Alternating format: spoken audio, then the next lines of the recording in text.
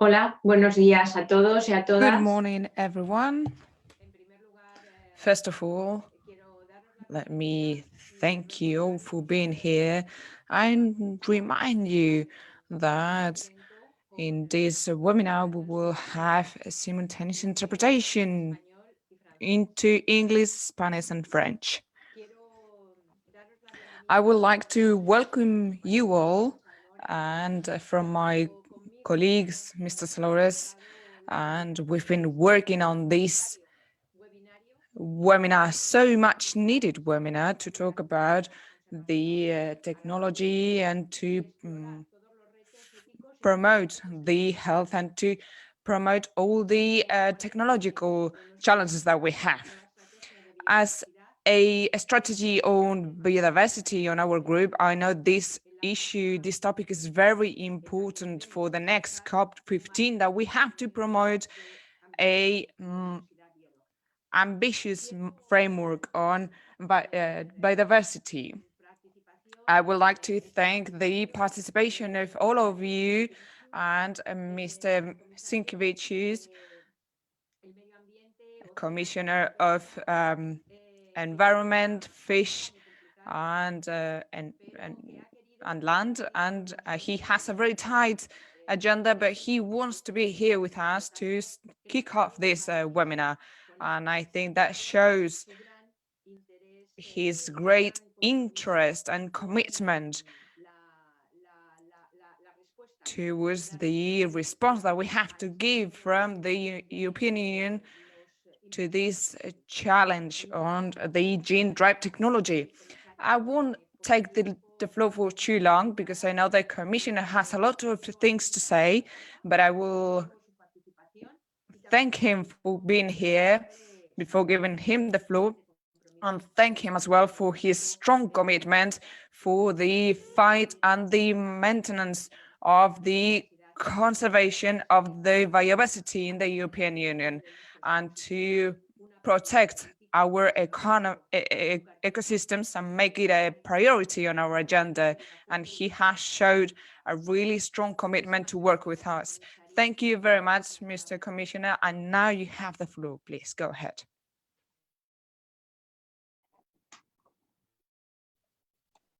Thank you very much. And of course, good morning to everyone.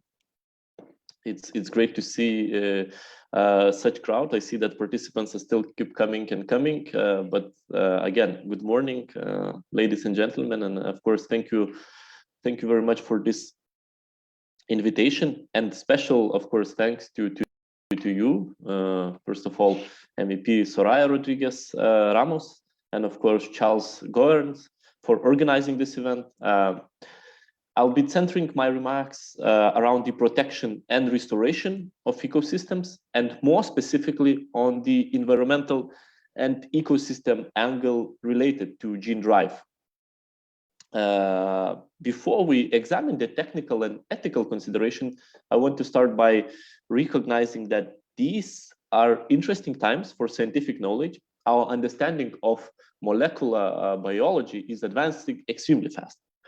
Once it took decades to sequence a single sample of human genome, today anyone can have their entire DNA sequenced in a matter of days for less than the price of an iPhone.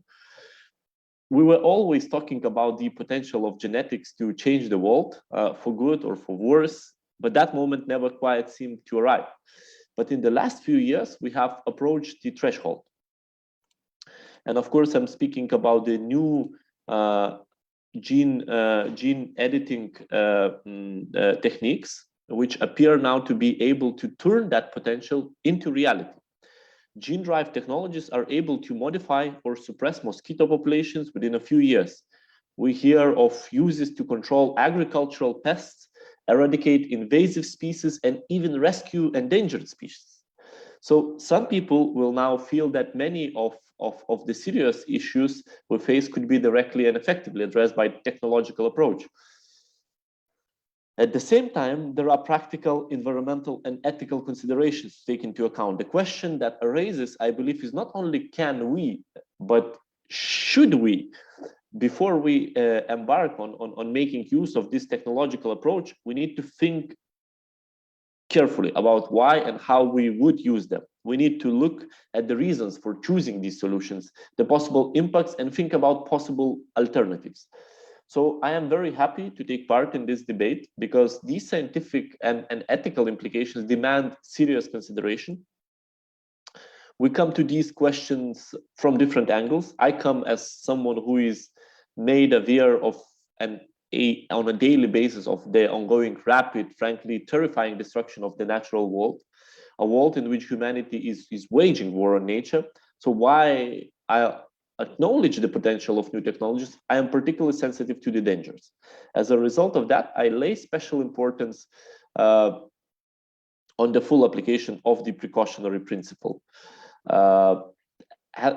Any use of this technology needs to be subject to a thorough risk assessment, ensuring that there are no negative impacts on human health and, of course, environment. This is also what many scientists, civil society organizations, citizens, and environmental protection agencies call us upon. Above all, I would argue that we cannot use approaches like gene drive technology to solve the symptoms of planetary diseases. We need to tackle the causes at the root. And when I say we are waging war on nature, I'm choosing my words with care, but the situation is dire. Wildlife populations are falling very quickly because of overconsumption, intensive agriculture, habitat destruction, deforestation, and more than 60% of the world's coral reefs are endangered due to overfishing, destructive practices, and climate change. And the rate of extinction is accelerating, with 1 million species now threatened or endangered. Deforestation, climate change, and the conversion of wilderness for human food production are deadly combination. They are destroying the Earth's web of life. We are part of this fragile web. We need it to be healthy so that we can thrive and to protect future generations. It is tempting to look for the quick fix and to throw money and technology at the problems we have created. I don't think that's the right approach. Climate change is a good example. There are voices calling for technological fix like geoengineering. I think that's wrong approach. First, because it does nothing to address the causes. Secondly, there are ecological risks and uncertainties, pressing questions of regulatory control and governance, as well as ethical questions that need to be addressed. And finally, because we have proven risk-free, longer-term nature-based solutions that are actually cheaper and also bring multiple additional benefits. So as well as cutting carbon emissions, we should set about restoring the ecosystems that regulate the climate and that host biodiversity. The systems that shape the climate in the first place and whose destruction makes climate change worse. And we have all the destruction of wetlands, peatlands, and forests and restore them instead. It could start to rebalance the equation, as well as tackling one cause of climate change, such as action, would help protect us from its inevitable consequences. It would regulate water flows and protect us from flooding. It would protect our land and our cities from heat waves. It would protect our soil and crops, and much more. And this is why our new strategies for biodiversity and farm to fork aim to protect 30% of land and sea and to restore damaged ecosystems to good health by 2030. And it's that's why they aim to bring back pollinators to agricultural lands and reduce the use and risk of harmful pesticides, boosting our biodiversity and strengthening resilience of the natural environment. Now let's return back to technology. Coming back to gene drive technology, I want to be sure that we are asking the right questions. When you have a recurrent evolving problem, the best thing to do is to tackle the causes. So I think we need to keep asking why these problems arose. Could they be addressed more effectively, more permanently through nature-based solutions? To put it more simply, by restoring and protecting the natural world we depend on. If you have a plague of mosquitoes or agricultural pests, it's probably because the natural predators of those species have been lost. And that is usually because of habitat destruction or because of invasive alien species, which often thrive in degraded habitats. So I think it would quite dangerous to assume that a technological approach where the impacts and consequences are either unknown or potentially unmanageable should be the first line of defense. We need to address the underlying problems instead of running the risk of creating new problems on top. Rescuing endangered species is another area where we should proceed with extreme caution. If we start to think that we can resurrect extinct species through gene-drive technology, again, we are ignoring the true scale of the problem. For every headline about an endangered species, there are hundreds of other species that never make the news.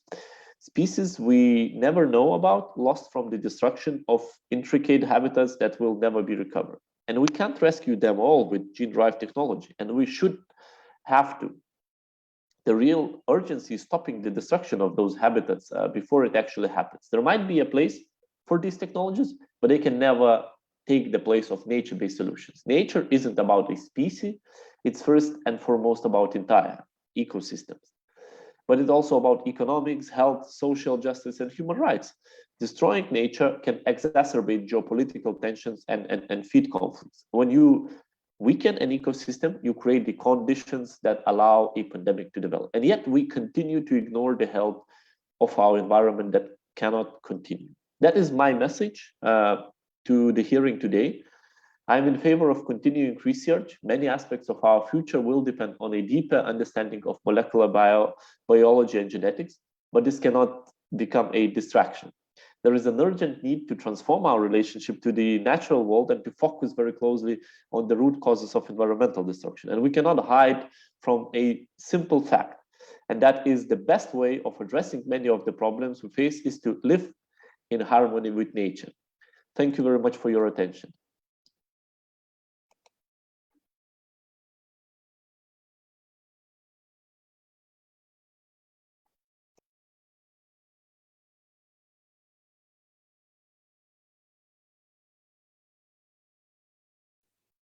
Muchas gracias. Muchas gracias por. Thank you very much. Thank you for your message, and thank you for being here with us on this webinar.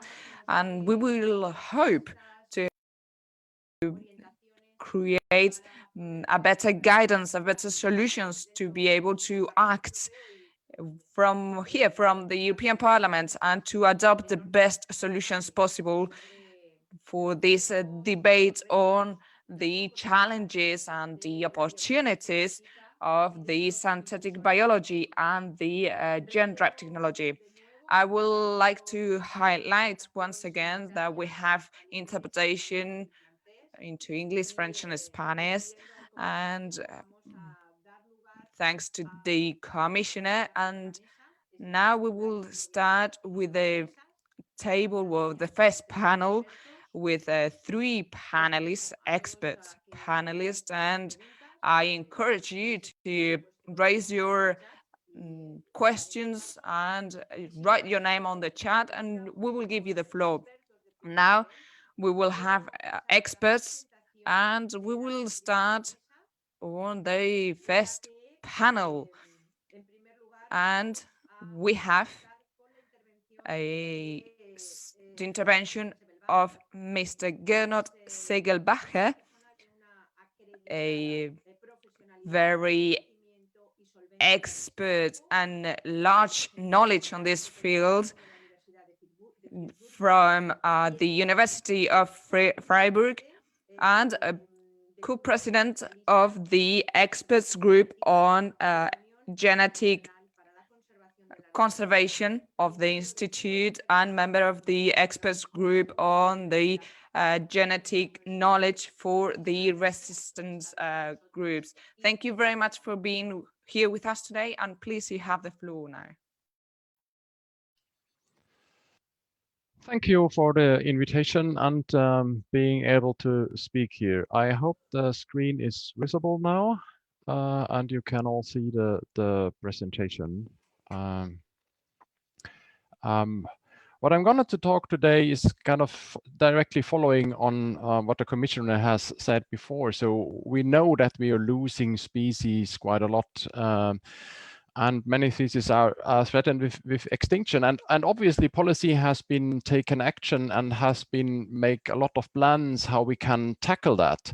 So last year, the Global Biodiversity Outlook has been published by the CBD and raised all these different points and see that we haven't had much progress towards the goals and stopping the loss of biodiversity. Although we know very much what we have to do, the biodiversity loss is still prominent. But if we look at those documents, one thing is really striking. And I want to make that point before we go into the gene drive issues. And that's one thing, which is that genetic diversity has been very much overlooked in the global biodiversity strategies, now discussing the post-2020 zero drafts, and also on a European level, genetic diversity plays a relatively minor role. And we've been publishing a number of papers there. And the question is, why is genetic diversity as important? We know that ecosystems can only be resilient in a way when they compromise the full diversity, not only of the species, but all the variation within the genes. And only then they will be able to survive in the long term.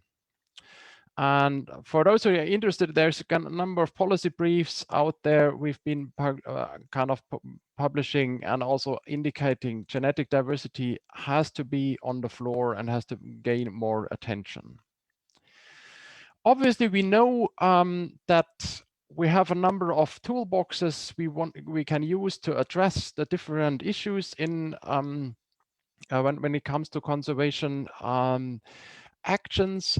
As the commissioner mentioned as well, so we have all the technological challenges and developments. And there's been a number of publications recently who were kind of thinking of, can we use genome editing? Can we use gene drives? Can we use synthetic biology to address these pressing conservation issues? So for those who don't have any solutions now, can these new technologies provide any solution?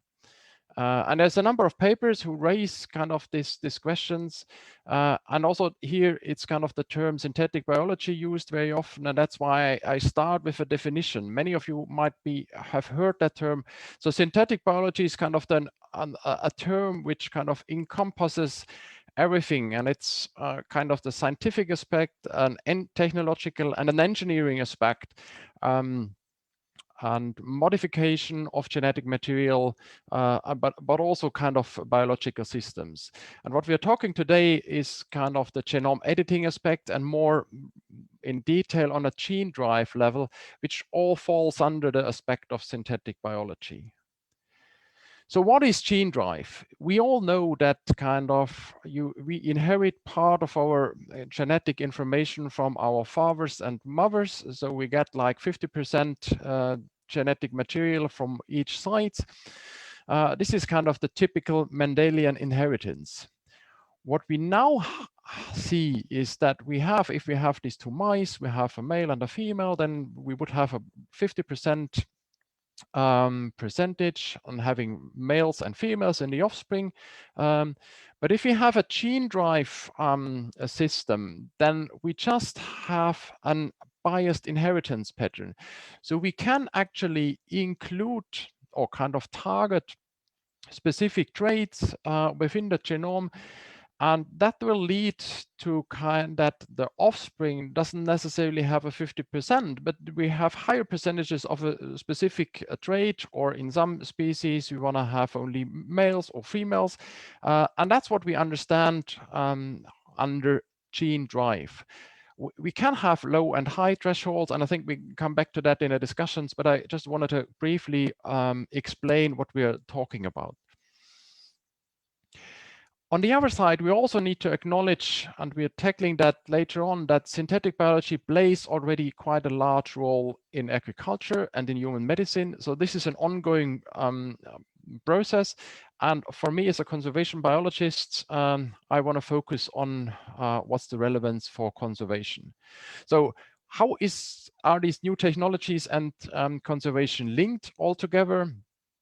And this leads back to the IUCN. The IUCN is this large organization with many contributing parties and members, and they have these conferences. And at one of these conferences, IUCN was actually asked to develop a policy on synthetic biology. This is kind of what we refer to Resolution 86 in 2016. So we should undertake an assessment, examine synthetic biology techniques, and assess the potential impacts of these gene drives. So this is not that IUCN has started that, oh yeah, we want to do that, but this we have been asked to do that by our members. And that's actually what's been happening. Then 2019, the technical assessment has been produced. This is a large document which you can download on this web page, and which really illustrates nicely all the different case studies which are available, and also come back with some messages. And I'm not going to go, because we only have limited time, to all the key messages, but we can see that there is obviously conservation messages, but on the other side, starting with that, we also need to be aware of any risk assessments and potential pros and cons in there. The IUCN process, and I'm not going to bore you with all the technical details, is a very specific and a long one. I just want to point out this kind of document has been undergoing a very thorough peer review. This is kind of the in pink on the lower side. So it has been reviewed by expert panels within the IUCN community, but also open to all the external, the general public. And all these reviews who've been adding at this comment and has been addressed, and they've been available on a tracking table also on the webpage. So it's a very transparent process which have been pursued at the time. Where are we now? Originally planned for 2020, but now scheduled for 21. We do have an in-person debate at this motion, which has been brought forward, and at the next conference, maybe hopefully in September. And then this technical assessment will eventually lead into principles for the IUCN policy, and we can talk about that in the Q&As eventually. So we'll have this technical assessment resulting in general principles, and these principles are falling into a few main categories. So it's kind of a promoting consultations, evaluating the direct and indirect impacts. And I want to make clear that this is not kind of a guidance document if you have to use or not use these techniques, but it serves mainly as a guideline for the development of a policy within the IUCN. Obviously, we always have to do a case-by-case decision making or follow a decision-making process and follow a specific protocol there. And I want to stress at the end of this kind of short introduction that this technical assessment really does not promote the use of any synthetic or molecular tools. It lays out the issues which are related with them, or potentially not using them. So a kind of a quite balanced view there, and we can discuss kind of case studies later on. So it's kind of all balanced out. We always have negative and positive aspects on both sides, on the ecological components, on the human side, also on how the applications work, and then we also have to talk on ethical issues, but this is kind of part of the second part of this webinar. And with that, I thank you for your attention, and I'm open for discussions then in the questions and answer session. Thank you. Pues muchísimas gracias. Muchísimas Thank you gracias. very much for this wonderful presentation. We will definitely have questions. Let's continue now with the second panelist for today, Ricarda Steinbrecher. She's a biologist, genetics, and she's a member of the Administration Council of the European Network of Scientists for Social Responsibility and Environmental Responsibility.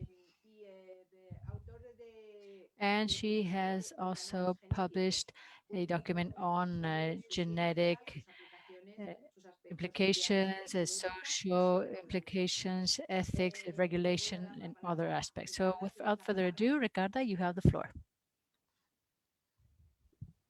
Thank you, and good morning, everyone. Let me try and put up my PowerPoint. I hope.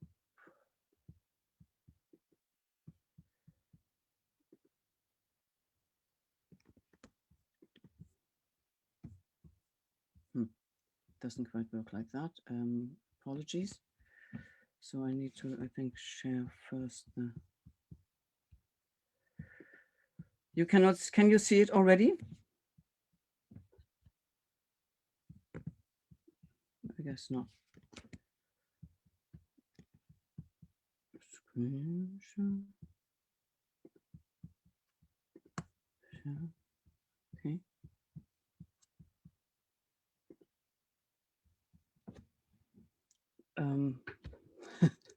Thank you. I will just go straight in, and actually I'm very grateful to the Commissioner's introduction. It is, I fully support all the notions, because I'm looking at the big picture, the overarching questions. It's quite clear that we are living in a time of multiple crises, as outlined, like whether it's biodiversity loss, and ecosystem decline, or whether we have climate change, the pandemic, everything in the moment, we are faced with serious challenges. Therefore, we are also faced with serious questions of how to deal with them and the causes, and whether we are actually going to address the causes, or are we going to avoid complexity? Because that is what often keeps us away from doing the right answers. It's the wanting to have it like quite simple, and therefore often going for seeking the linear technical approach and the technical fixes to problems. But that has failed us in the past, so it does not seem to bode well to follow that road. So what do we do? And here's the question with genetically engineered gene drives. So does that mean we are now entering the phase of engineering the wild? How far would we go? And what does that do to our relationship with nature? And also our hubris so often will sort of tell us, oh, we are in control, and we so rarely are. So what shall we do? And obviously the questions go far beyond the technical issues, and there is huge demand and importance of the discussion and of reflecting all of this. My expertise is that of biology and molecular genetics. So I will simply focus on this now. And I wanted to also focus on complexity, because if we don't understand the complexity of systems, of organisms, of feedback loops, we will not be able, firstly, to find the right answers, but also we will not be able to understand the consequences of gene drives. So here, briefly, you can see we so often tend to think, oh, DNA is just a strand, it's linear, so anything we do on that level is simple. Well, it's not, because it's actually three-dimensional, and genes communicate with each other. There's actually something we call an ecosystem, a genetic ecosystem. And due to the feedback loops in it, the positive and negative ones, it reverberates, any changes will reverberate with the cells, with the organisms, the species, up the ladder, go as far as ecosystem, landscapes, biosphere. These interactions and knock-on effects are important to understand in order to predict the impact of gene drives. And this is not just in a snapshot, but it will be across time and space, because gene drives are meant to spread over time and space. That said, it's important to be clear, engineered gene drives are very new. concepts and components are taken from nature, yes, but then they are being redesigned, recombined, and moved into a new context and new species, and to serve human intention. And this intentionality is quite an important aspect of recognizing there's a serious difference to what has been there before. It's to override rules of inheritance and selections, and the co-evolved protective responses in organisms to other invasive elements, they are just not there to this invasive technology. Originally, when first doing the modifications, when first using gene drives, it ran into problems like in mosquitoes of resistance. The organism still was able to stop it from working after a while. So in a redesign, now it is clear what one needs to do is target very specific, high conserved essential genes. I'm not going into that, but what that means is that these genes will be present in each individual of the species, and very often also across related species. So if that becomes the target of the gene drive in order to work, that means it will be almost impossible to really keep it to just a population. Like when looking at feral cats, trying to eradicate feral cats, the genes you have to go for in order to make it work will be the same genes as in any other cat. You can see the problem. There's a high unpredictable all levels. I will not go into it more now, but just to also say, it's not like any other GMO that went before, which were stationary and they had been in cultivated systems. Now, the CRISPR-based, that's the genome editing tool, that's the best gene drive tool. The CRISPR-based gene drive organisms, they create new GMOs in each generation in the wild, because the tool for spreading is inbuilt into a gene drive organism. So some call it, therefore, the system is a lab in the field, which means also that non-target or off-target effects also can occur out there and cannot be assessed or controlled. The inability of doing risk assessments, reliable risk assessments.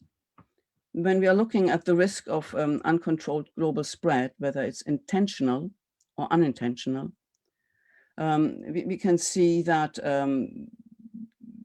that is quite real. Like the standard, the global gene drives, for example, have a high level of invasiveness as one of their design criteria, like the ones used in mosquitoes.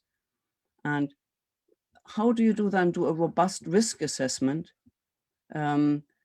when the organism can spread everywhere? Basically, this robust risk assessment is not possible, especially when taking into account all levels and across time and space. Like, what are the hazards, like the unintentional modification of the organism? There's a lack of comparators. There is unclarity what the receiving environment will be, because when it spreads, we don't know them. The difficulty to actually validate essential models, because as soon as I want to validate it, I need to release the gene drive, upon which I already have a knock-on effect and it's out there. So I can't do that. So next point is also unforeseen outcomes. What if a gene drive organism becomes more invasive or virulent, or sort of spreads diseases, other diseases? Well, I want to stop it then. I want to recall it. I want to reverse it. Is that possible? Well, it is not possible, at least not at present. And real reversibility does not look possible at all from a biological point of view. This picture is to remind us that we humans very often, when we are looking at an organism, we don't look at systems. We often just think of it as an object, as a difficulty, which we want to get rid of, or something that we really adore. Like in the case of mice, when it's seen as a problem and to eradicate it, it's often forgotten that it's an integral part of a system, that it feeds on something and it will be eaten by others. It has a role in these ecosystems.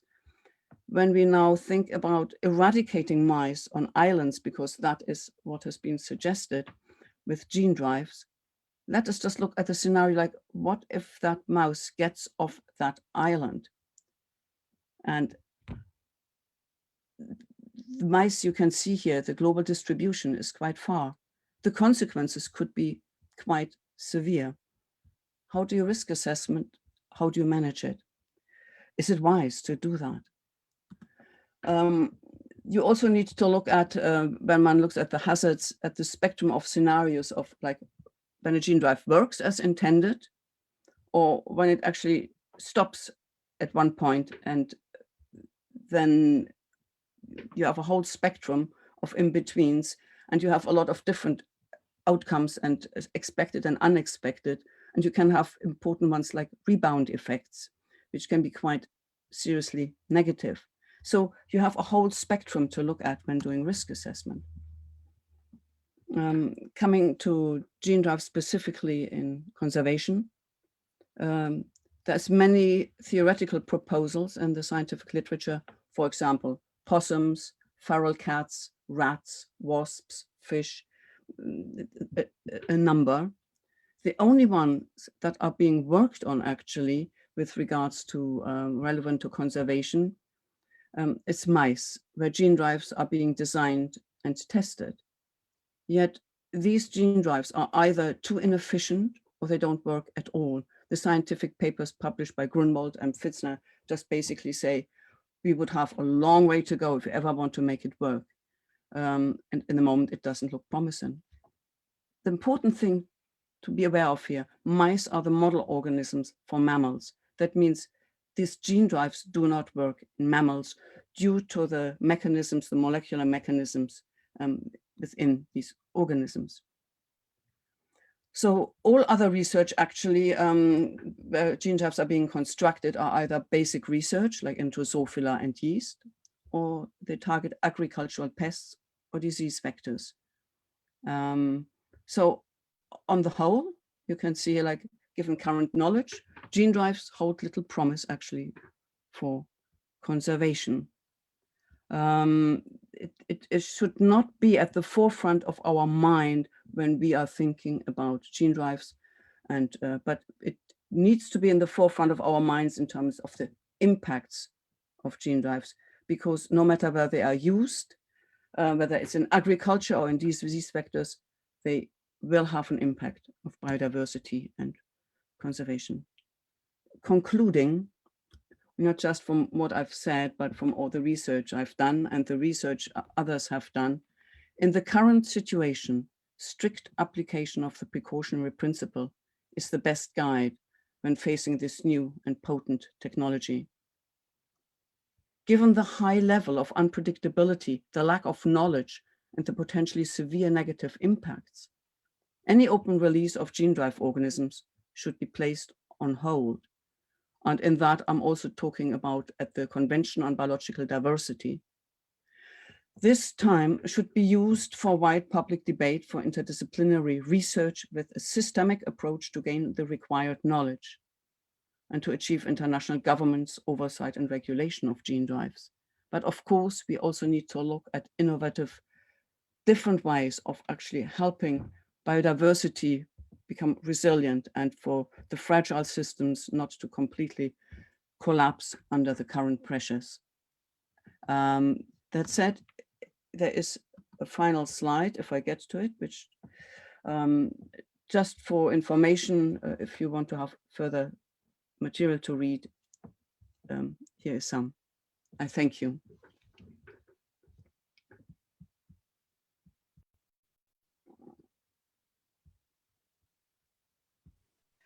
Muchas gracias por esta estupenda presentación. Thank you very much for this wonderful presentation. I have no doubt that your presentation has led to many questions. But before we go there, I would like to give the floor to the third panelist, Jan Devos, representative of EFSA. We considered it essential to have a a panelist from this perspective to know what the current framework for risk evaluation is on a European level when evaluating gene drives, and what the last opinion from EFSA is on this important subject. Jan, you have the floor, and thank you for participating in this webinar. No, thank you very much for the invitation. And also thank you very much for the opportunity to present the work that EFSA has been conducting on engineered gene drives. So the focus of the presentation will be on the scientific opinion that the EFSA GMO panel has issued recently. It was in November 2020. And in this opinion, we performed a fitness check of our existing guidelines. So we checked whether they would be adequate and sufficient for the risk assessment of gene drive modified insects. This document has been published in the EFSA journal, which is open access. So if you're interested, you can download it freely. It's the European Commission who asked us to look into the issue, and they have asked us to do several things. For time concerns, I will just focus on the task number 3 and task number 4. And what the Commission asked us to do, it was DG Santé, was to determine whether the existing guidelines for risk assessment are adequate and sufficient for gene drive modified organisms, and whether there is a need for updated guidance. And in addition, we were also asked to identify specific areas where such updated guidance is needed. And this activity overall was meant to ensure preparedness, but also to support the European Union in its discussions and the work under the Cartagena Protocol on biosafety. So it's also having an international dimension. How did we implement the work?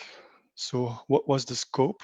So we focused the activity on the molecular characterization, the environmental risk assessment, and the post-market environmental monitoring. We also focused on insects, and mainly harmful insects. So we're talking about disease vectors, agricultural pests, and invasive species. And there are two reasons for that. They are already subject to human control. And we also expect that those are the type of genetically modified organisms that will be moving to the market more quickly.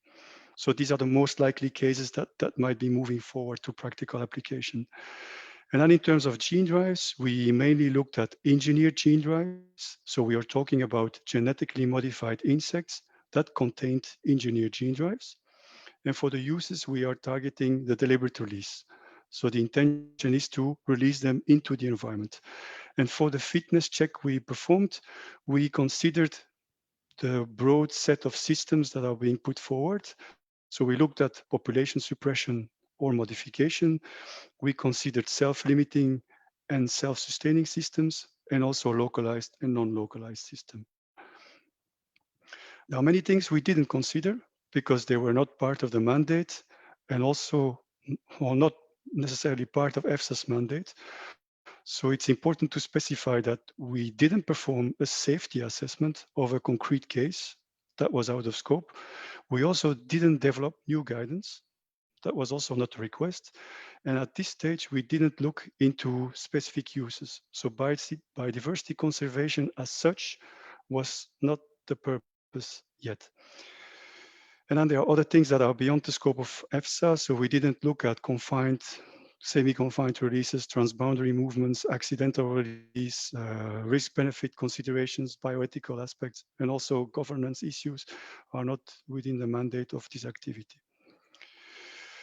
What did we do throughout the process? So it's to also engage with the society. So we organized 2 consultations, one very early in the process under the form of a stakeholder workshop, where the idea was to help us frame the whole exercise and collect input early as possible. And then we had a second exercise, which was online public consultation, on which interested parties were invited to provide comments on the draft scientific opinion that we delivered. And that yielded more than 1,000 comments. both positive and very critical points. But I mean, the input received was extremely helpful to revise the draft opinion that we had produced. So we are extremely grateful for all those who took the time to contribute and really provide thoughtful suggestions for revision. The main messages from the consultations, it's black and white, but it's also captured in the type of comments we got. So we see that there are two schools, two perspectives. When we talk about the adequacy and the sufficiency of the current risk assessment frameworks. And one school is arguing that, yes, these frameworks are adequate, you can build on them, but they will have to be improved. So you need some incremental change to address some of these issues. And then the other school is of the opinion that the guidance framework or the existing framework we have is inadequate and wouldn't allow you to perform a reliable risk assessment. And therefore, it's proposed to apply the precautionary principle because transformational change would be needed to address the complexity of the matter. So what did the panel conclude? So because we are pressed by time, I'm just singling out the conclusions on the adequacy and the sufficiency of the whole exercise. So we concluded that the guidelines that we have for the risk assessment of genetically modified insects are adequate, but insufficient. So it means that we have a good basis to start building on, but we need to expand that basis because there are specific areas where further guidance might be needed to address the risk assessment of gene-derived modified insects. And in this table, which is table 8 of the scientific opinion, you have a summary of that analysis. And you see in the column surrounded by the orange box, we listed there all the aspects where further guidance might be needed. And I will just single out a few. And I think Ricarda already alluded to some of those. So the molecular characterization, it's clearly a domain where further work may be needed. And the reason for that is gene drive. The field is evolving very quickly, and we are not talking about a single gene drive. There is a whole diversity of gene drive applications that are to be expected or on development. And that will have to be accounted for.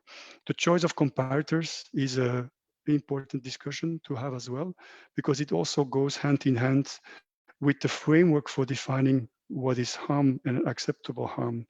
This is how it has been done with plants, because we follow a comparative approach.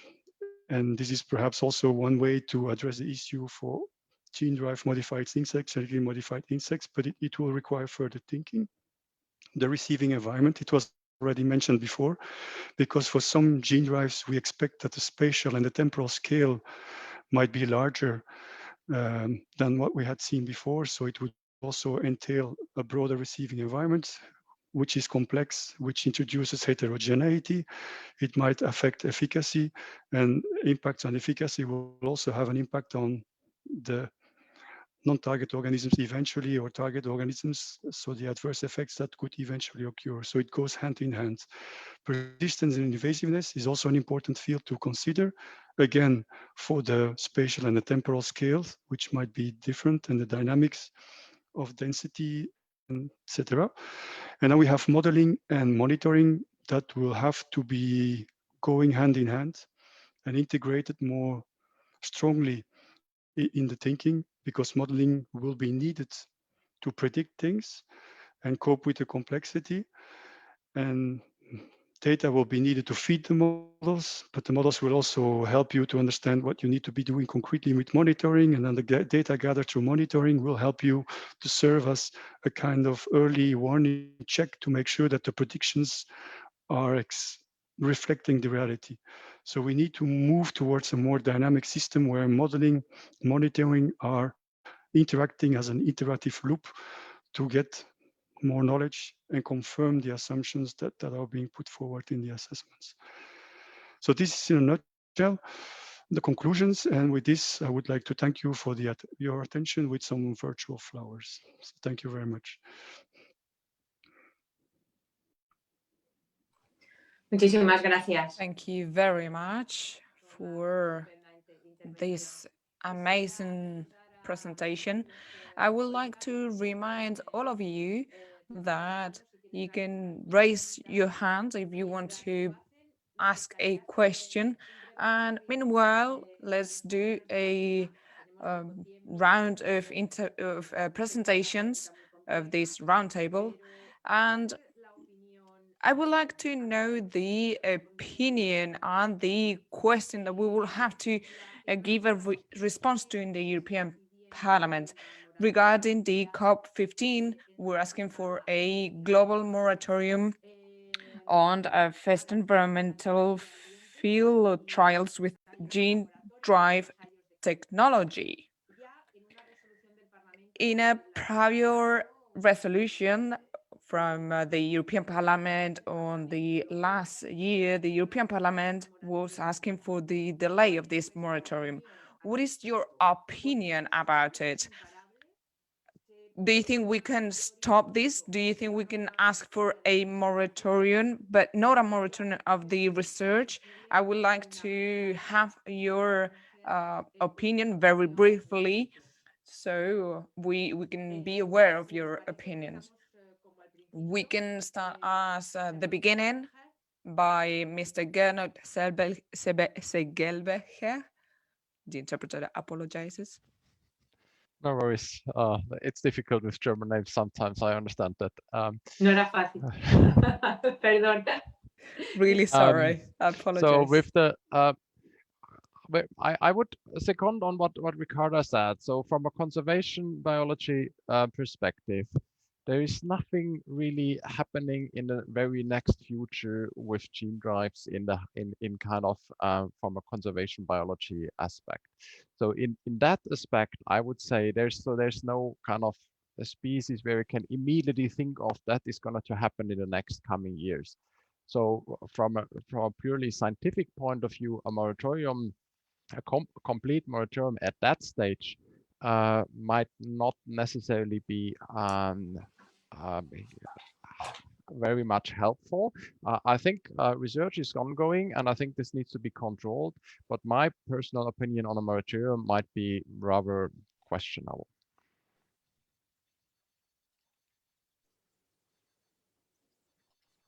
Gracias. Ricardo. Thank you very much, Ricardo. Thank you very much for the question. I think that in order to be really prepared with the debate and with the science and with the knowledge and knowing about implications, we really need more time. And given the dangers that come with gene drives, I think we are served wisely to say, like, we are putting it on, and in the meantime, we do the research, we do the discussions. So in that way, politically, that means the term for that is a moratorium, which scientifically means that until a certain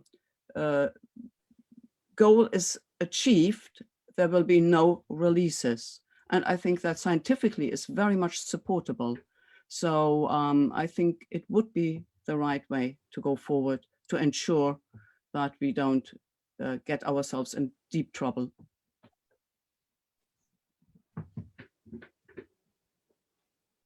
Jan? Jan, please. Yes, thank you. Well, it's a bit a delicate question. So I'm operating as a risk assessor and I'm employed by EFSA. So the question you're asking me goes beyond my sphere of action. So I cannot express my view on this. The only thing I would like to say is that there is a need to have a discussion on what is to be considered safe and not, because this is a value-based decision. And it's not a decision that a risk assessor can take independently. So it's in that discussion, society is engaged so that you can indeed consider the normative considerations into this reflection. So that's what is important to me, so that risk managers are able to set a frame in which the risk assessor would be able to operate. So the risk managers need to define what is good and bad. And once you know what is good and bad, a risk assessor has the frame and can be in a position to assess whether you're within the boundaries of that frame or not, and then we can pursue the work. But it would be good to start that discussion instead of having it at the end of the ride to say, no, we don't want something or we want something. So that would help. Thank you. Muy bien. Thank you Muchas very gracias. much. I knew that the question was tricky and not easy, but undoubtedly is a issue that it will be very present. It will be at the core of the next COP. And I couldn't just leave it behind. I had to ask you that question. I would like, in this sense, ask you what you already mentioned in your different presentations, but in this new regulation, and a regulation that we really need, it seems that the process and the science of the gene-driven technology is unstoppable, but there is a technological dimension. However, there are other issues regarding ethic and creates different questions about unforeseeable consequences. Do you think that these regulations should be at an international, European level? And what is the momentum from your scientific point of view that we should use, and what kind of tools do we need? Do we need this framework in order to keep forward with enough warranties? Now you can take the floor. We just have 4 minutes, and you can use the order that you prefer. We can start maybe with Mr. Segelbacher. Again, I apologize for the pronunciation of your name. It's correct. That's fine. Perfect. Thank you. Well, again, that's kind of a question which falls slightly outside of my expertise when it comes to regulation. Obviously, when you've been asking, do we need some European-wide or even international regulation, I would say yes, because there is a lot of activity going on internationally, and this is not kind of only an issue within the European Union. We all have the discussion on DSI at the moment. It's going to be coming up at the COP, and so we need an agreement on a much larger level here. That's what I just keep in time want to add here, but I refer that to Ricarda and Jan. Ricarda, please. I think, given that gene drives are very capable of moving across boundaries, because ecosystems go about boundaries, dispersal will go across boundaries, it actually is essential that regulation is international and agreed internationally. But that does not mean that in a regional area like the EU, one should not, as Jan said, like discuss what is and agree on what does one want to protect, what is important in ethical levels or in on levels of biodiversity. Also, like, to which extent will one want to use technology in order to go into conservation? Is a genetically modified organism still the same that one might want to protect if one wants to use it? You can see, like, there's quite some difficult questions in conservation. But additionally to that, Jan mentioned quite rightly that there's different forms of gene drives, and they will have different sort of consequences.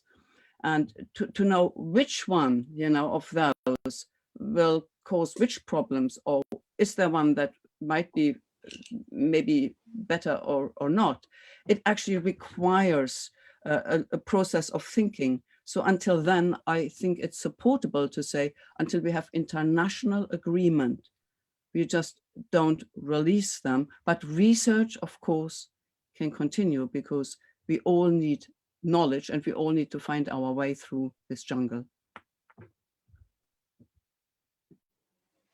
Jan, Jan? Yes, thank you. No, I believe it Just would be. hold on, sorry, Jan. In your presentation, I apologize. In your intervention, you said that the EFSA guidelines were adequate but insufficient. What resources will we need at European level to carry out risk assessment with enough warranties?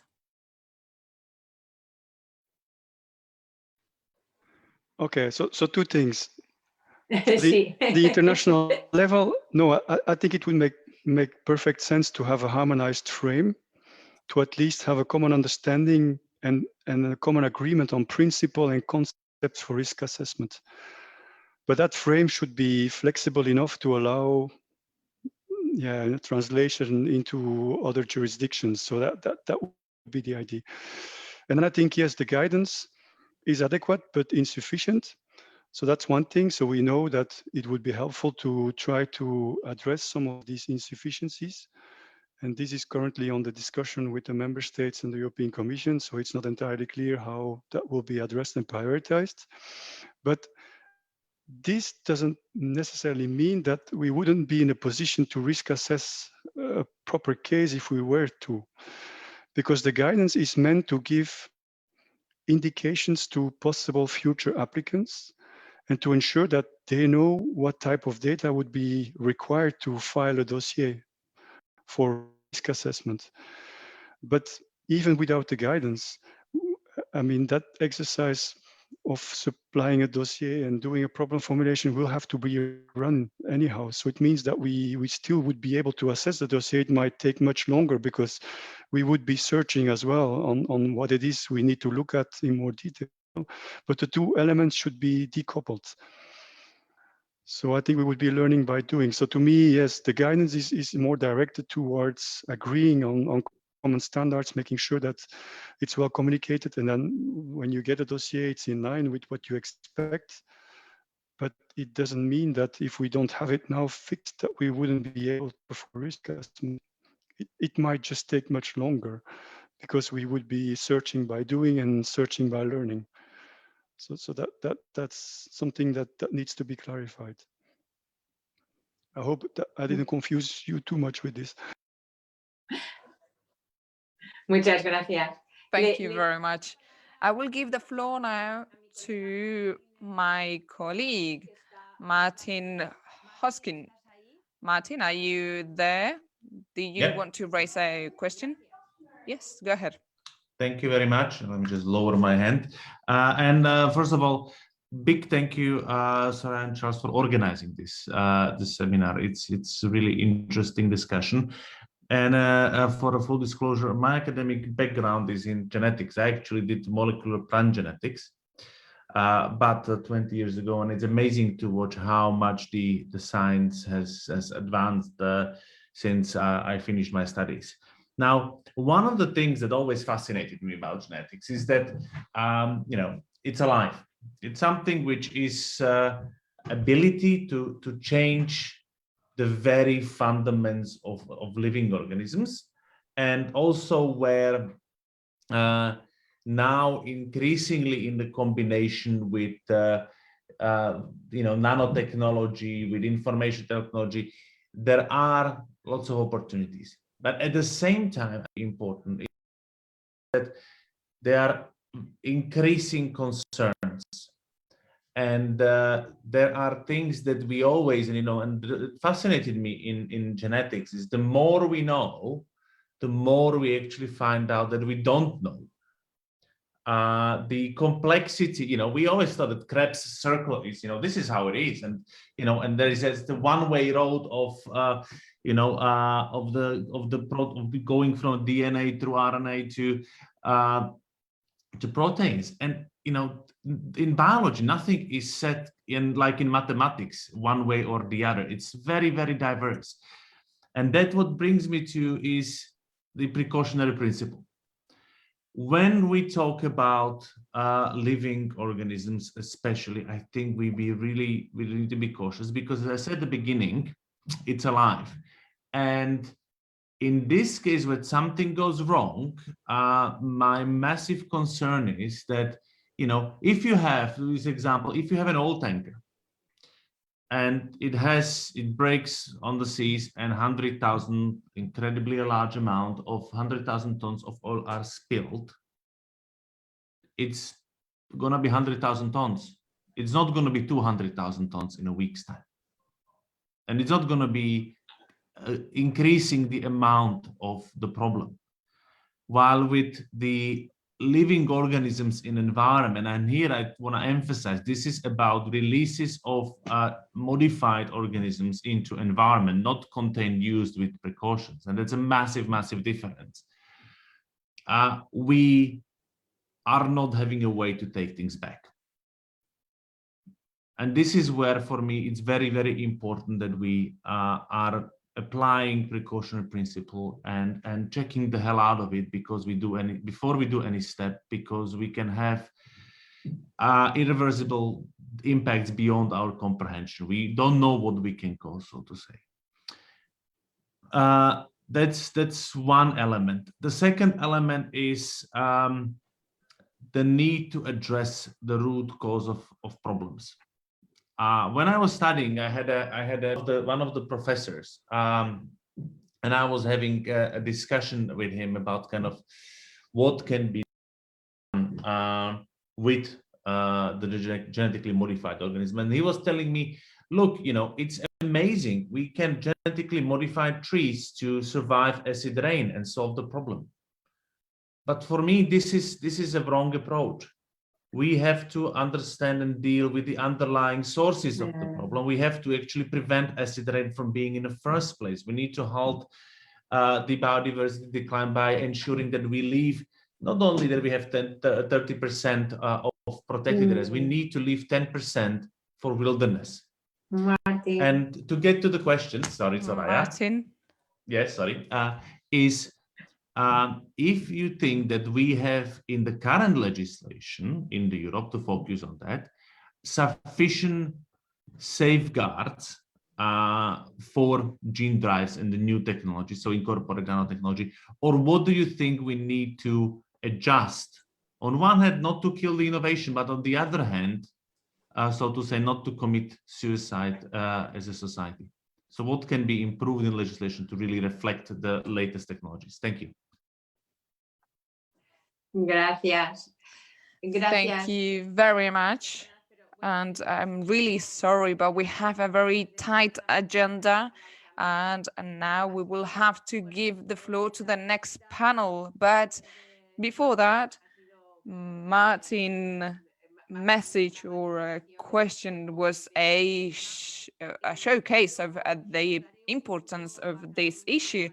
However, I will give just 1 minute for the panelists to present their final conclusions so we can give the floor to the next panel.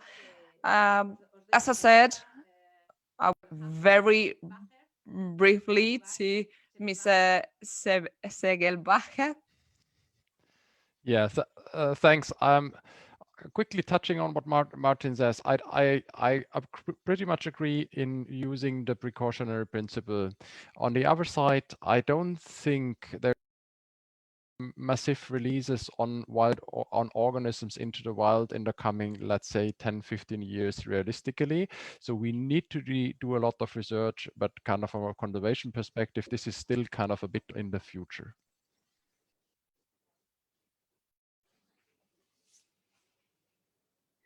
Muchísimas gracias.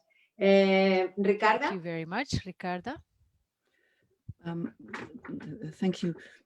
The question was like whether we need to adjust the legislation, and I feel like for one thing we really need to clarify what the protection goals are. We also can widen that in other countries. It will also look at the socioeconomic impacts, at the cultural impacts, not just as a very strict, narrow scientific approach, but we also need to understand the values, obviously. I am of the opinion that we should have all the guidance in place before we actually start releasing, before we start assessing, because it's big questions that we need to be able to ask and to answer. And they will disappear if we go down the road of a case by case, as we have it designed right now for ordinary GMOs. And so, but I don't know the proper answer, because that will emerge in the discussion. Sorry for that. I mean, that is exactly why we need the time, in order to see, like, how do we need to adjust legislation. Jan? Yes, thank you. Now, Yeah. just to specify again, so we tend to talk about gene drives, but keep in mind they are plurals and very diverse. So things might be simple to very complex. So we need to keep that spectrum into mind. And for the risk assessment and risk management process, I think we need to move towards a more dynamic system where the risk assessment is feeding the risk management, but where the management is feeding the risk assessment back. And so you need to have this iterative loop so that things can be adjusted to the needs. So you need monitoring to check things. You need modeling to predict things, and the monitoring will check whether those assumptions are right, whether the predictions are right with the reality. And that needs to be more dynamic. And perhaps there is also a need to have phased thinking when you talk about an authorization. Nowadays, it's black and white, you authorize fully or not, but perhaps you need a phased approach towards introducing something and then making sure that these feedback loops function as adequate. So to me, that's the plea, is that we need an improved dynamic system where the information flows much more quickly between the risk management and the risk assessment and vice versa. So that will be key. Thank you. Bueno, pues muchísimas gracias. Well, thank you very much. It's a true pleasure to have you here as panelists, sharing your knowledge, your experience. You have definitely presented it a very important tools for the work that definitely feed our debates. Thank you so much for participating in the panel, and I have no doubt that we will meet again, because this is definitely a subject that is going to become bigger and bigger. And we will therefore require a lot of time and debate, especially when it comes to protecting biodiversity. Again, thank you so much. And now I would like to continue on to the next panel, or to my colleague, Charles Goerens, who will moderate this subject more from the perspective of implementation and development. Thank you. Thank you very much, Soraya. It has been extremely interesting, and I would like to greet all the panelists from the first panel. I hope they will attend the second one as well. In the whole political, scientific, and civil society communities are well represented. And we could not invite one person, that is Frankenstein. Frankenstein came with his spirit. We don't know whether the spirit is still in the bottle or whether it is out of the bottle. We are worried, and this is why we have this second panel. I know we are a bit late already. This is the reason why I am going to limit myself to just a few comments. Firstly, I would like to introduce myself. I was Minister for Development Cooperation, and I was in charge of the fight against diseases such as AIDS, malaria, and tuberculosis. To talk only about malaria, it is a huge problem So let's hope that science keeps on making progress. We have not been able to find a solution to it in spite of all the technical medical progress that has been made. To raise the issues of gene drive on human health and research in developing countries, we have invited very important experts, Dr. Jan Kolaczynski, and all the panelists will be able to introduce themselves because it will help us gain time. Dr. Lea Towe and Dr. Tapsoba as well, and the president of an NGO called Terre à Vie. To be very short, I would like to give the floor to Dr. Jan Kolaczynski. He will be able to open the debate with his presentation. It should be lasting for 10 minutes. If you are able to be a bit faster than that, we would have more time for discussion. Doctor, you have the floor.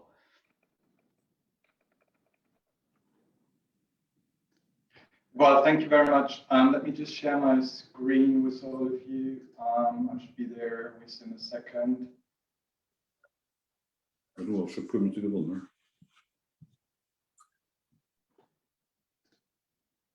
Right, I hope that this is visible to you all. And I hope it shows up in presentation mode, which it doesn't on my computer.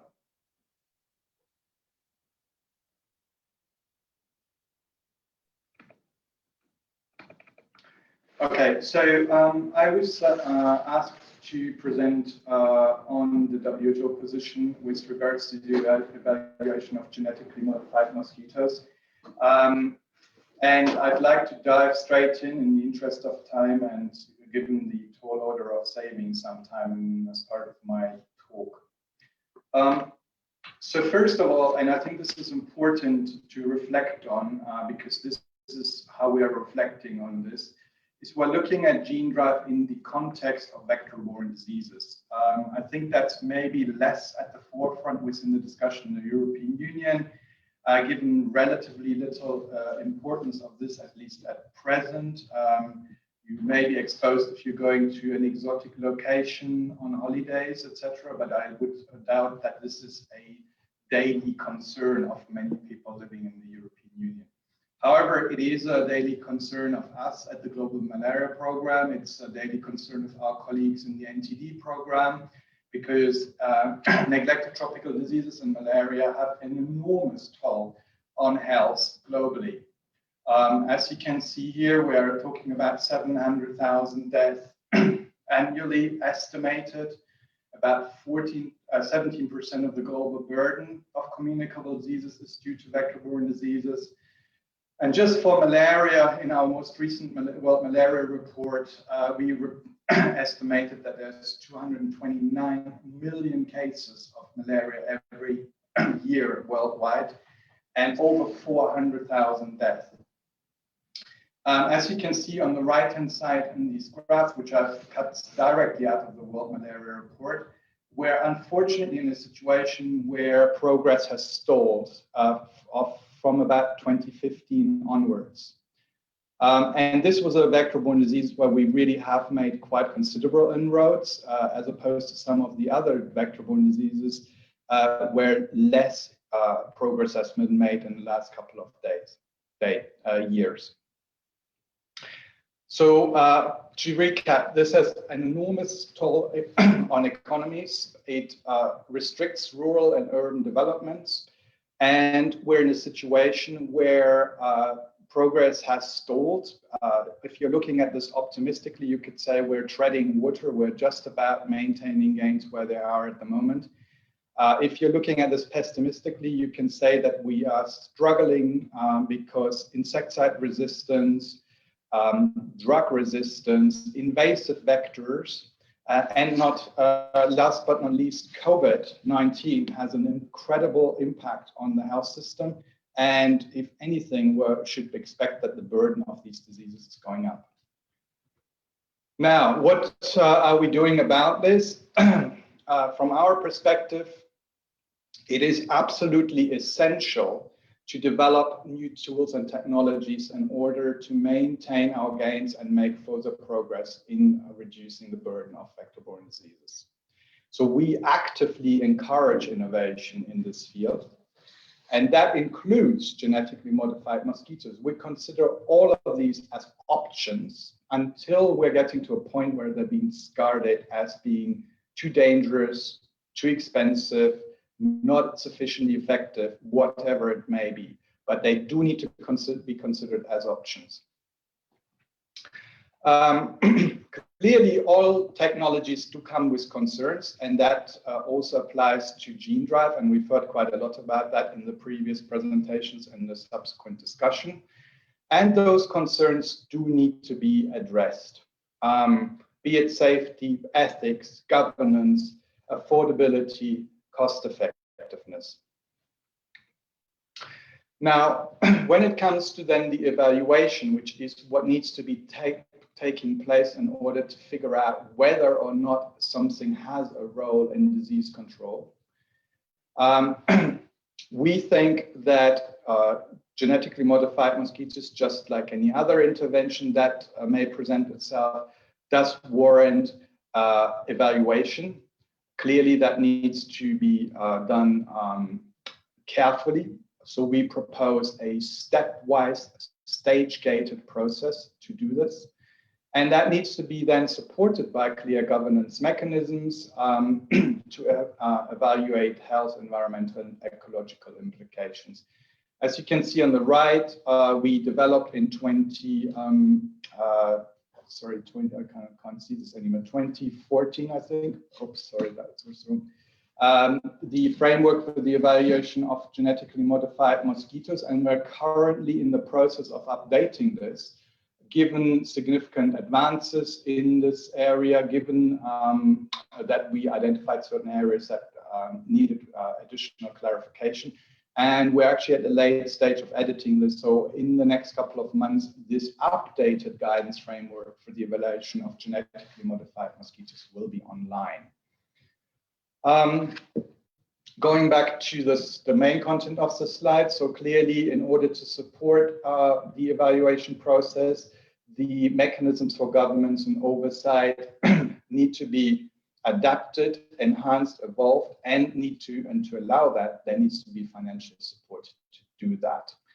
That I think is particularly important when it comes to regulatory mechanisms for endemic countries, given that these are often weaker than they are in the European Union. And then lastly, on this slide, clearly the international risk assessment tools and procedures should be used to evaluate the safety. And as we've heard from previous presenters, there's also room for evolution of these risk assessment tools and procedures as we move forward.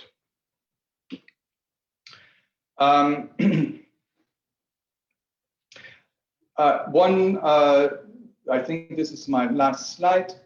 We would also like to draw attention, and this is really quite important, that you need to look at the benefits as well as the harms of any interventions. As I showed on slide 1, the harm of not doing anything about vector-borne diseases is really quite high. The burden as we have it, despite very concerted efforts to control them, is very high. And so one does need to look at, well, what do we do instead? Do we happily agree to continue having mortalities in excess of 700,000 deaths a year due to these diseases, and millions and millions of cases, debilitated individuals, etc.?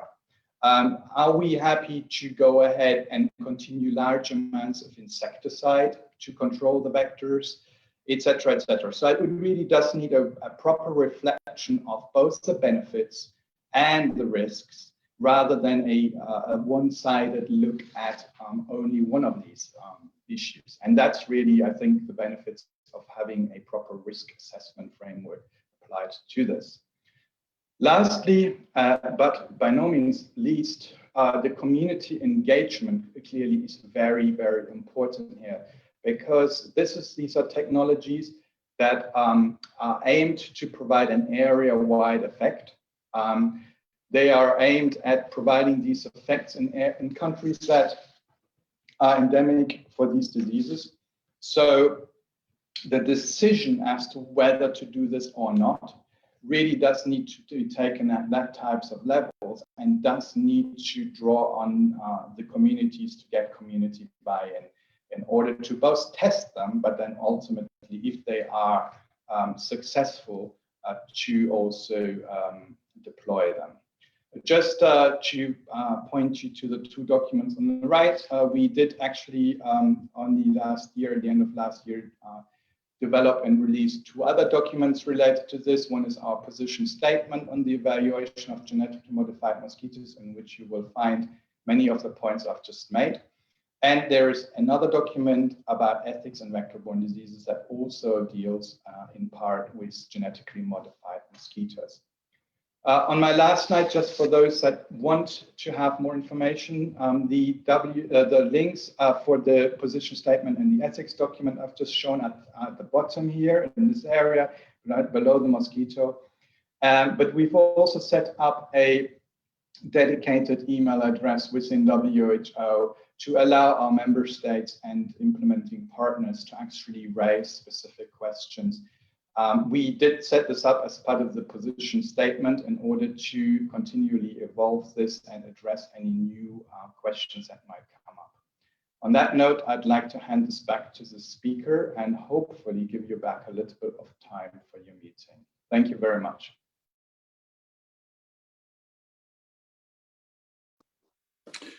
Merci, vous avez été exemplaire du point de vue. Thank you very much. It was exemplary, I must say. The content of your speech was really excellent, and you were also quick, and that's very much appreciated. I won't comment on your intervention. Rather, we'll do that a bit later. And now I would like to give the floor to Dr. Lea Toé, who is stakeholder engagement leader at Target Malaria. You have the floor.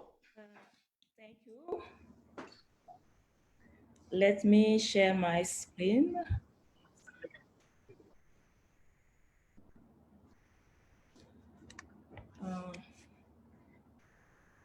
Okay, thank you. Thank you for inviting me for this panel.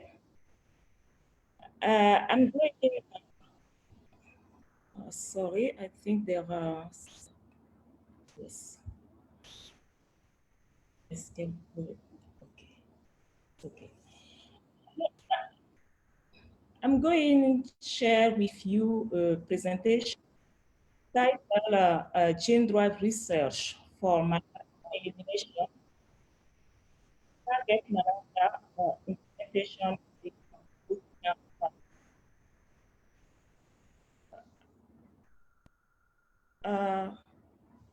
Do you have a problem, I think, for the translation?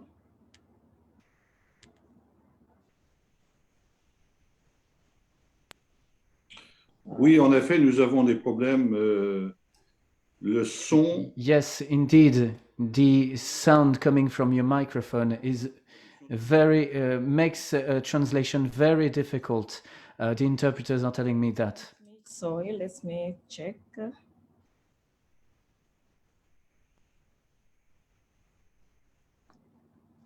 Oui, essayez de parler plus. Could you please try to talk closer to your microphone? It might help. It might help improve the situation if you speak closer to your microphone, maybe.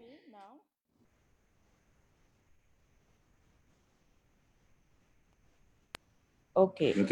Oui. Yes, the interpreter says yes.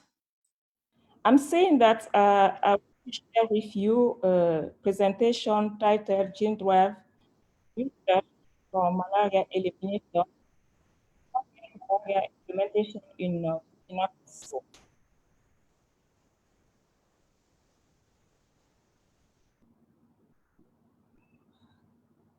Can you, sorry.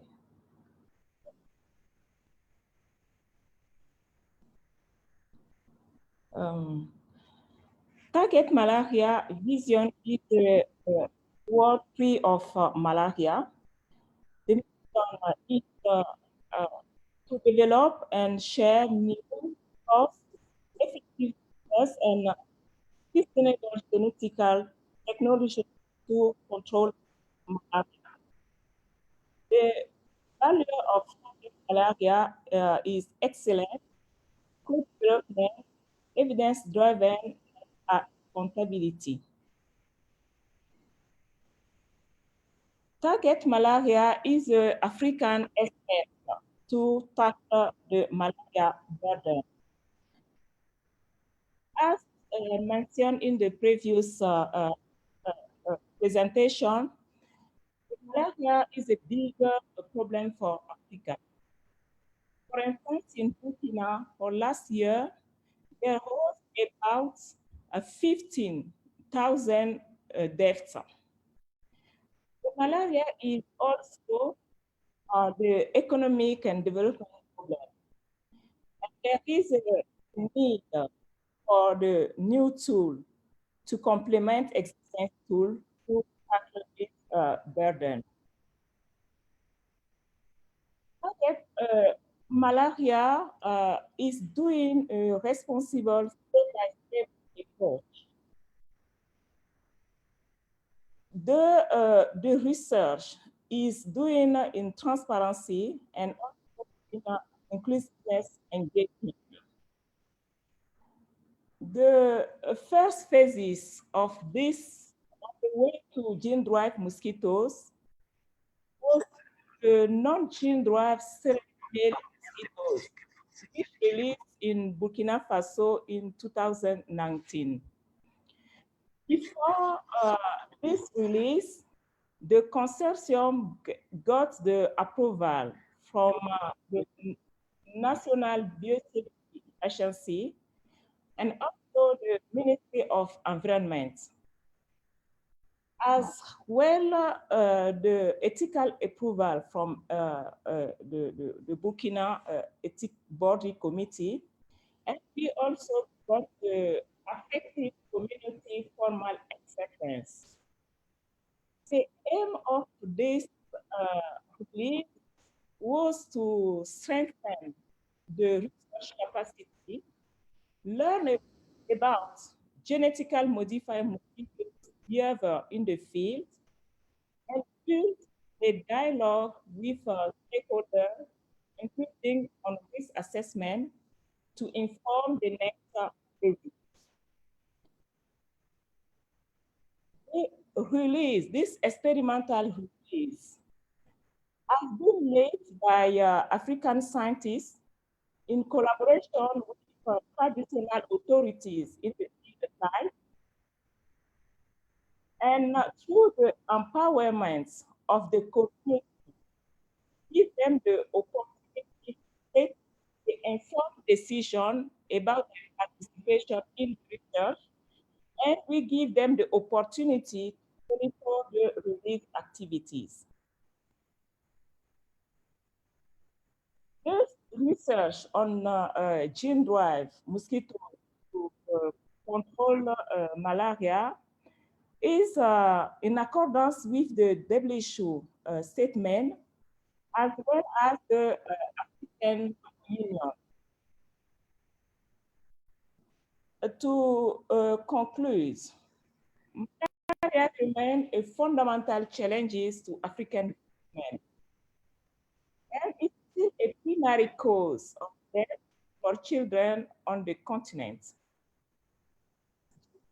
Approach, such as gene-derived mosquitoes, are potentially transformative tools to complement existing approach. African researchers are collaborating with European researchers and leading the way on this research, creating center of excellence for this technology. This is the case in the Burkina Faso. Innovation in malaria can help countries being more prepared for future epidemics like dengue. Thank you for your listening.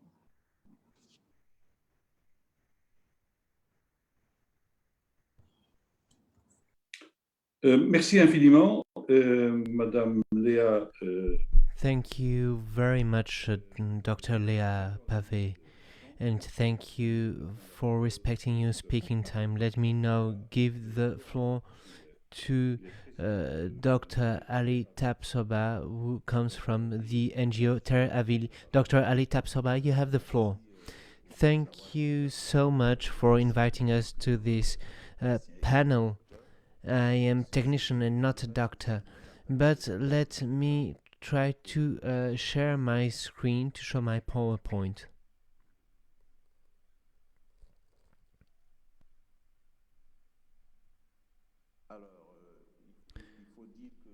So, as you can see during this PowerPoint, I will first of all talk about the context. First of all, Burkina Faso is in the heart of West Africa. We have a population of some 20 million citizens, and we have a high illiteracy rate. Some 70% of people are illiterate. We are a heavily indebted poor country, and 90% of funding of research is through private funding. So you should understand that even though we have quality researchers, independence of research is tricky. But furthermore, last year during the World Day on the fight against malaria, we have realized that there is a decrease in malaria mortality. Then on the state of play, there has been a huge failure of GM cotton, and currently there is an ebe. We have also had relays of genetically modified mosquitoes, and currently there is also research on GM mushrooms in a small town, Sumuso. We have also observed that the African Union has quite a clumsy position on these issues, and currently we are on phase 2 and 3 for target malaria for the GM mosquitoes.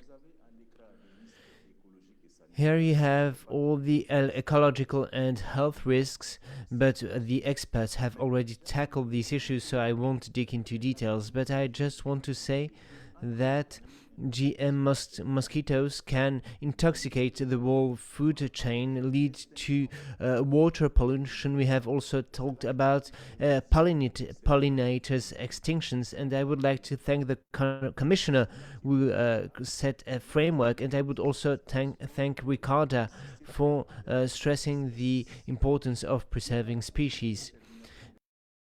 The question of species extinction is critical, and then ecosystem disturbance could happen if mosquitoes are modified, but it has also already been mentioned, so I won't repeat this over again. Let's now talk about ecological and health risks. Mosquitoes, if genetically modified, can have consequences on our countries, and this could lead to the violation of several human rights. With target malaria, we have seen there is a lack of regulation on genetic forcing in Burkina Faso, because in Burkina Faso we talk about traditional GMOs and not gene drive. So how do you want to go ahead with such research if we don't have a national legal framework on all of this? And apparently we have lost a speaker who has a very poor sound, and the interpreters are doing their best. We have lost the speaker. In Burkina Faso, we have also seen we have not access to information on the target malaria project. Journalists have been threatened several times whenever they tried to get information in the villages. There is also a lack of national citizen debate on genetic gene drives. Then on the violations of human rights, let me also say that there is no study whatsoever on the impact of releases on local mosquito populations. And there is no study on the impact of these releases on human health.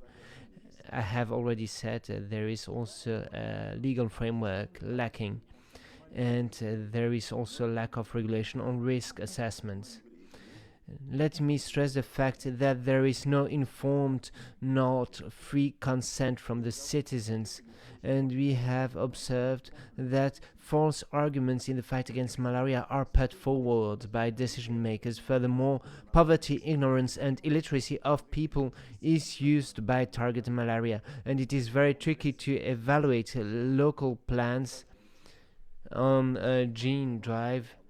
As a consequence, how do you want to have free and informed consent from people if these people do not understand the concepts which are put to them?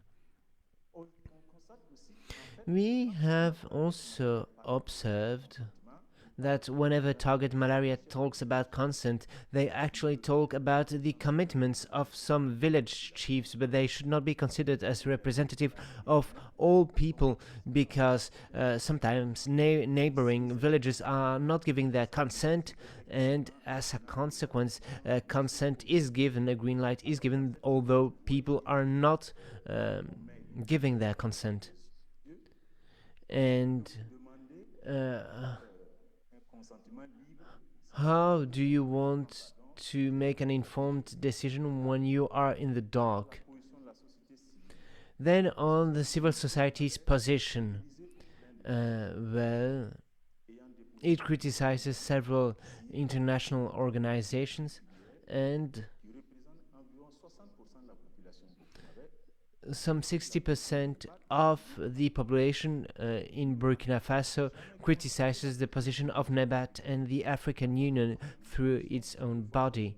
And because we have not been consulted on this, as a consequence we demand the termination of this project. As a consequence we have organized several marches, meetings, and have also drafted a memorandum which has been co-signed by some 100 organizations. Furthermore, the second and third phases of the target malaria project should be stopped, and we want a moratorium. Civil society demands an independent survey carried out by the European Union, because the EU needs to send independent researchers in Burkina Faso and in Africa so that we can understand the stakes at hand. Here you can see images from marches organized by CSOs and the civil society at large, people who went on the streets to oppose themselves to target malaria. As a conclusion, Africans refuse to be guinea pigs. Gene drive is not a solution to oral health issues, and the African Union should organize a citizens forum on gene drive. We don't want a colonial medicine, and we prefer endogenous solutions to malaria. The international community needs to put into place an independent scientific body to control and evaluate what is happening in Burkina Faso and Africa on this topic. Finally, I want to quote the professor from Nigeria, who said we need to stop right where it is. I'll leave you with this image. Civil society mobilized itself against these mosquitoes.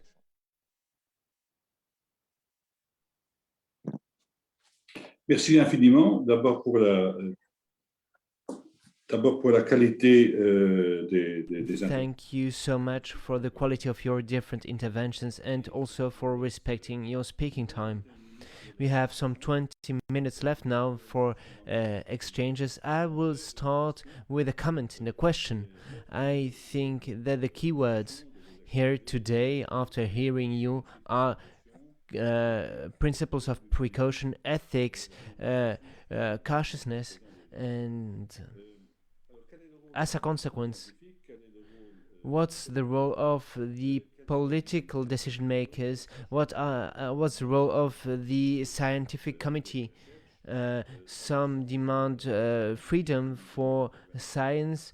We politicians, we should organize a moratorium. I think that will be the request from the European Parliament, but we do need to know how it works. Will there be enough people in order to support this? What shall we do if main economic, scientific, or political power disregards our action within the European Parliament?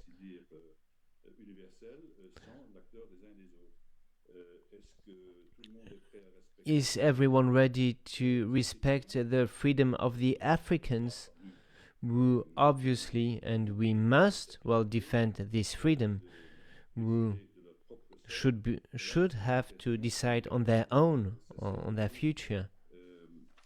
These are crucial questions we will bear in mind in the coming years. So to start this exchange, I would like to bounce back to a question which was put forward by a colleague from the European Parliament, Jan Etienne. A question, well, actually he has several questions, several very interesting questions on the crickets, the peregrine crickets. We all know that it's responsible for devastating all regions, for destructing crops. This desert locust is responsible for destroying many crops, and as a consequence, could gene drive, well, be part of the answer to this desert locust, to reduce the population of desert locusts? Jan Etienne in his question mentioned, well, that gene drives could be helpful, but on the other hand, he asks whether or not, well, such initiatives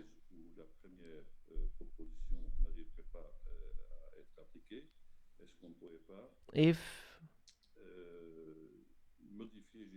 we couldn't modify crops so that crops would resist desert locust attacks. Anyway, I don't know who wants to try to answer this question. I don't know who feels like they are most qualified to answer this question. If you want to take the floor, go ahead. Over to you, dear panelists. Can I say something on the desert locust? Of course, over to you. Basing myself on an experience in Burkina Faso, some journalists have realized that desert locusts we talk about are mainly attacking stemming from improved research. When you have two crops, two cultures, one which is traditional peasant and one which is improved, genetically modified, well, the traditional maize crops won't be attacked by the desert locust. As a consequence, why are desert locusts only interested by these improved crops? Isn't it because these crops have lost some kind of resilience? Isn't it because these crops have been conditioned by some chemical inputs, entrants, which will activate those locusts? I just wanted to say this about Burkina Faso, and I wanted to share this input from our journalists. And as a consequence, I think that the question is rather to know why, well, this desert locust is not attacking traditional crops, but only modified and improved crops. Thank you very much. Are you done with this intervention? Yes, thank you so much. This is an extremely interesting point of view. We will bear in mind, and we will indeed, well, dig into details. This is an eye-opener. I had never ever heard such a thing. Let me now turn over to the audience. I think that Barry Andrews, member from DEVE committee, is there and wants to take the floor. Over to you. Yeah, thank you. Good afternoon, Charles and Soraya. Thank you for organizing this really excellent and interesting discussion in both panels. As you say, I'm a member of the DEVE committee, and it is an eye-opener to hear the presentations from everybody today. I was struck by the fact that that the interventions to deal with malaria have plateaued over the last couple of years, whether it's insecticide-treated bed nets or better treatments in hospitals. And that therefore there is an urgency to look at alternatives if we really do want to get to a point where the economic and health benefits of eradicating malaria can be achieved. But the point is also made that there are other behavioral and medical interventions apart from gene drives that could achieve that, that are on the horizon, that are coming. And I noticed in the chat a reference made to malaria vaccines, so that, you know, we'd be better off treating the pathogen, as it's mentioned there, rather than the vector. Can any of the speakers tell us about where we are with a potential malaria vaccine that has been mentioned? The second point I want to make is on the area of consent and governance. In a previous life, I was head of an NGO where we were involved in the vaccine trials in West Africa for Ebola, and obtaining consent was a very delicate exercise that benefited from anthropology, that benefited from social mobilization and the kind of village chiefs that the final speaker, Mr. Tapsoba, mentioned. But it seems to me it's very different to obtain consent at a granular level for something like gene drives, where you're firing it out of a cannon and everybody's impacted and it's irreversible. So it seems to me a very different exercise. On the one hand, consent to vaccine trials, and on the other hand, consent to gene drives. So if any of the speakers have a comment on that, I would love to hear. Thank you very much, Charles.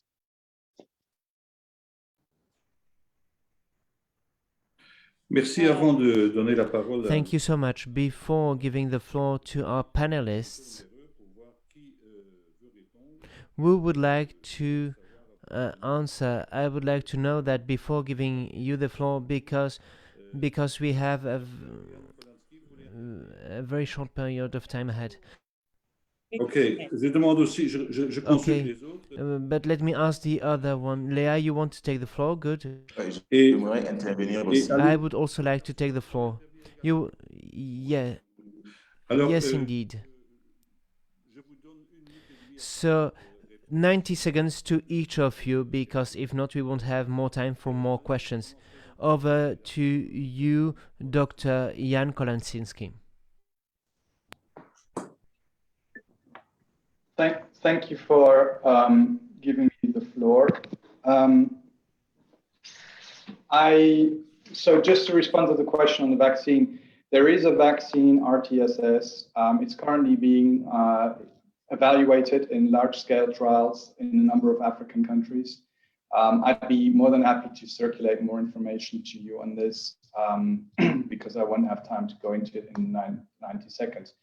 But it has shown promise during previous evaluations, and what we're looking at now is to test it. How does it perform under operational conditions, and what kind of protection does it give? We are expecting to then draw on this data for WHO to formulate a recommendation if that is warranted.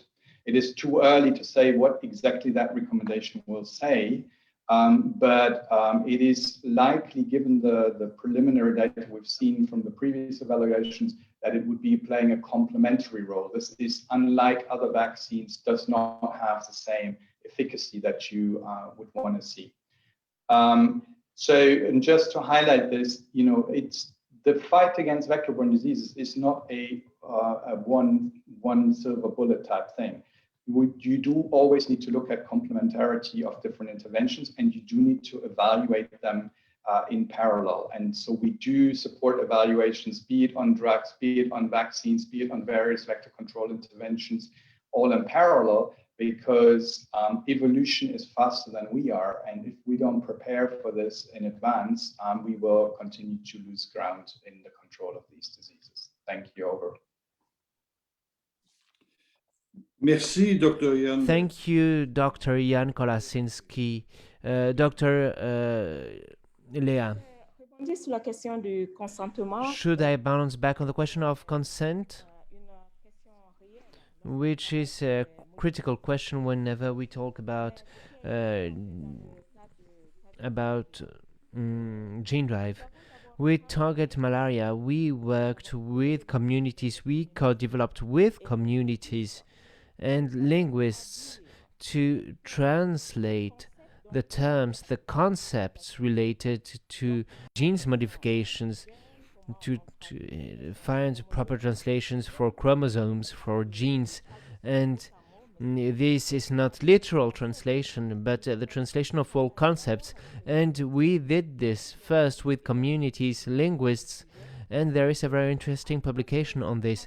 And after this work, after these translations, we wanted to make sure communities understood what we were talking about.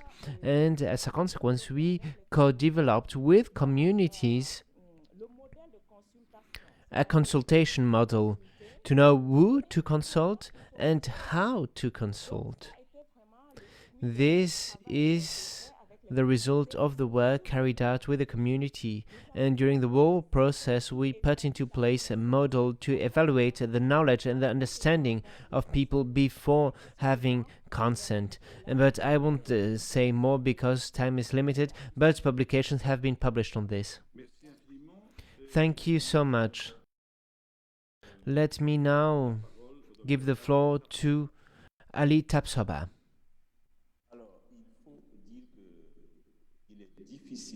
It is hard, if not impossible, to talk about free and informed consent whenever a community does not know the stakes of a complex research,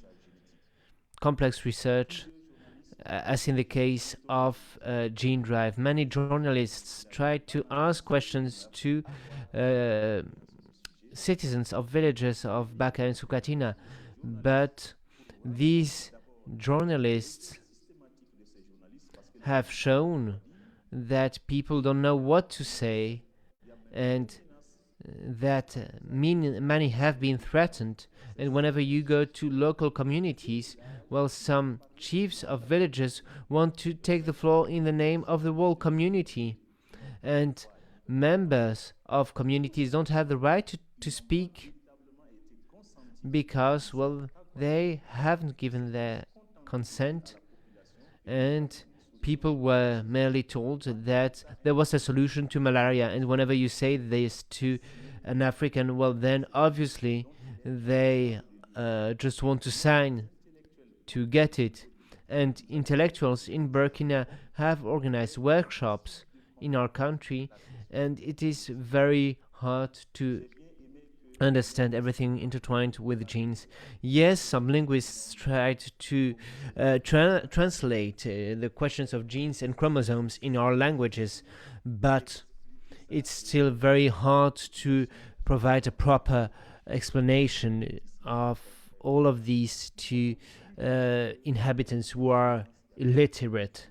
There has been a major traffic of influence from the community, and from a legal point of view, when you read the documents which have been drafted by leaders, well, these documents are nothing which should be compared to a free and informed consent. Then on malaria and vaccines, my country has been working on this for over 20 years, and we have own research, and this vaccine has probing results. And let me make a call to the international community: please support our amazing researchers who are working on this vaccine for malaria, rather than supporting hazardous research such as gene drives. That's it for me. Thank you.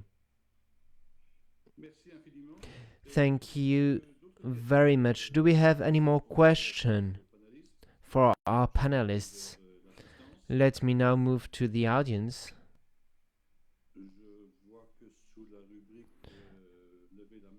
I see no one is raising their hands, so we can end on time. But before that, a few conclusions.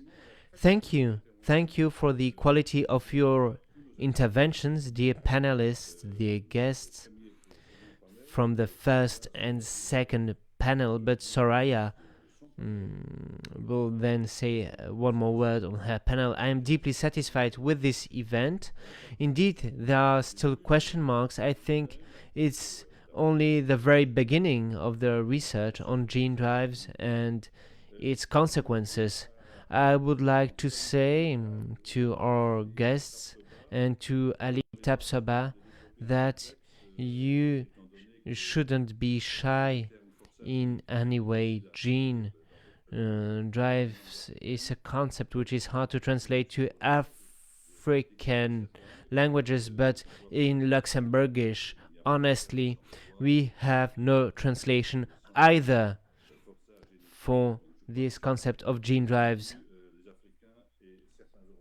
Some Europeans and Africans are facing the same challenge here. Then I think that the EU here has a major responsibility, because we are one of the first to provide funds for cooperation on development. We are a major partner of consequence. We need to share, but we don't have any lesson to give, obviously.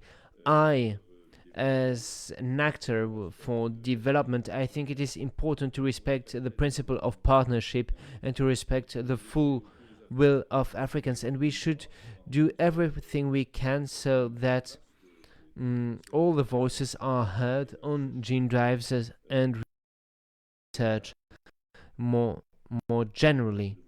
And I think we should do everything we can to, avoid any kind of neo-colonialism in your countries.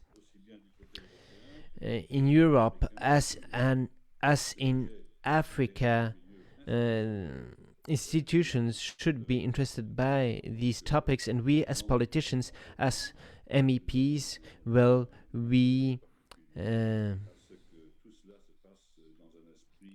need to find a respectful way of working together, respecting the sovereignty and democracy of all partners. And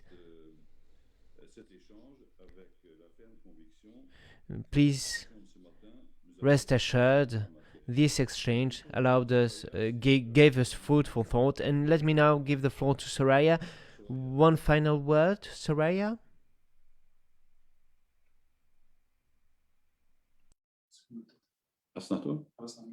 Okay, ahora sí. Hello, yes, now. Well, thank you very much, Charles. I do believe that it is very necessary to have broader knowledge, information, and debates with